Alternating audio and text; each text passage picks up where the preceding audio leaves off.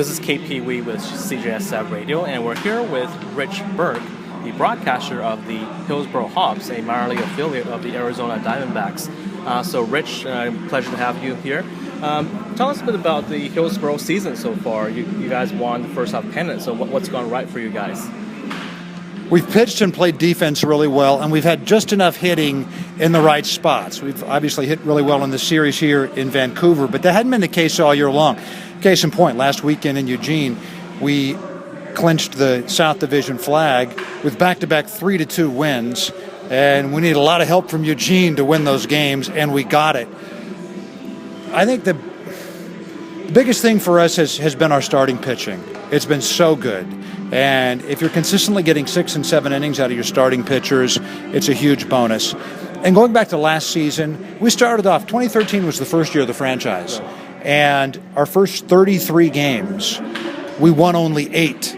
Now, it doesn't have anything to do with it being a first-year franchise because all the players, there's so much turnover at this level anyway, and the players are provided by the Diamondbacks organization. They had been in Yakima, Washington for a long time before that, so nothing to do with it being a first-year franchise, I don't think, unless there was something residual about it that I haven't thought of. But won only 8 of the first 33 games. Since then, since July 18th, 2013, the Hops have the best record in the Northwest League over the last 85 games, 4 games better than anybody else. And that's saying something because teams like the Vancouver Canadians are obviously very good. Now, you mentioned, of course, Rich, this being the second season in Hillsboro for the franchise. What's been the buzz like in the city?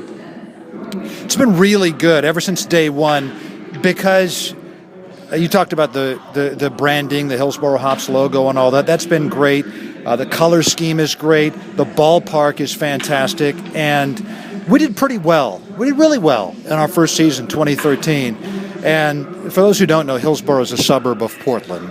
And it's the 22nd largest market in the United States. I think there's 1.7 million people in the area. We're on the west side of town, a pretty affluent side of town. They call it the Silicon Forest because we have companies like Intel out there.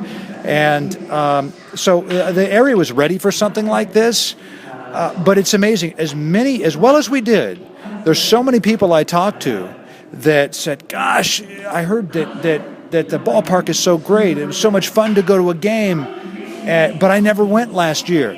And now this year, those people who had heard about it from all their friends who hadn't gotten a chance to go, now they're coming out. So our ticket sales are even better. And I think that's going to be true. I think there's going to be a 4 or 5 year period where it really ramps up and more people hear about what a great time is. And I think we had 2 or 3 sellouts last year. There'll probably be 6 or 7 sellouts this year. And it wouldn't surprise me if by, say, 2016, there might be 15 sellouts. Sounds like baseball fever is on the rise out there in Hillsboro. Just going back a little bit, you guys have added former All-Stars, Major League All-Stars Mark Grace and Doug Drabek onto the coaching staff. How do you think these guys have, what kind of impact they've made on the club? Well, it made a big impact.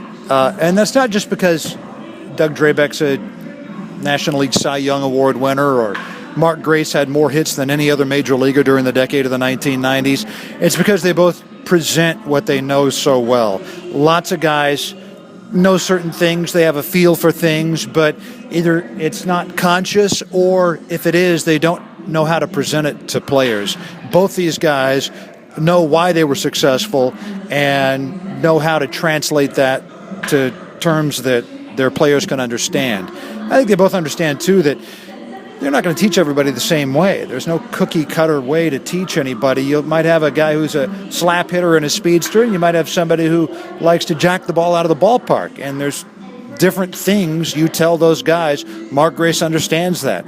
Same thing with Doug Drabek. He wasn't an overpowering pitcher, so it really it fits for him to coach a guy like Ryan Doran or Nick Baker, that they're not overpowering, but they can get the job done. And when you have a guy like Mason McCullough who's hit 100 miles an hour on the gun, Drabek knows how to work with those guys as well. Great stuff. We're with Rich Burk, the broadcaster of the Hillsboro Hops.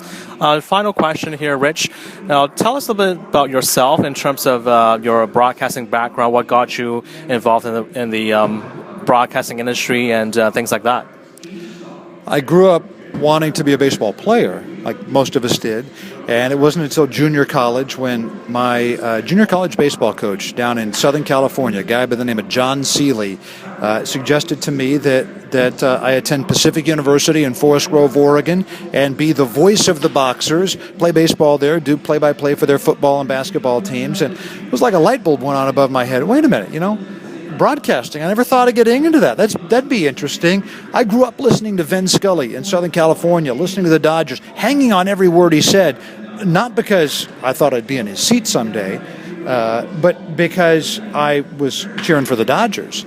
And so when he told me that's a good idea. So it's exactly what happened. And then I got out of school and went to work in a tiny Central Oregon town called Bend, and did the play-by-play there, and was not very good, but got better as the years went along. And now, along with my work with the Hillsboro Hops, I do TV play-by-play, a lot of stuff with Root Sports, and nowadays that they don't have the Pac-12 contract anymore, I do play-by-play on TV for the Pac-12 networks. Fantastic.